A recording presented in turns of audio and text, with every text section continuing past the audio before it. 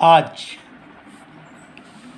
পশ্চিমবঙ্গ সরকার প্রথম ক্যাবিনেট বৈঠকে অনেক সিদ্ধান্তের পাশাপাশি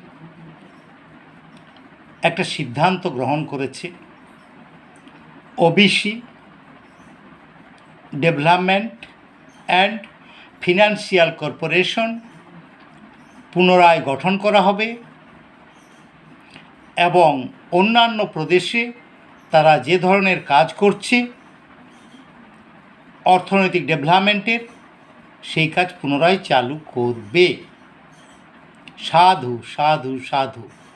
অসংখ্য ধন্যবাদ পশ্চিমবঙ্গ সরকারকে, পশ্চিমবঙ্গ সরকারের মন্ত্রিমণ্ডলীর সবাইকে এরকম একটা স্ট্রং সিদ্ধান্ত গ্রহণ করার জন্য অশেষ অশেষ ধন্যবাদ।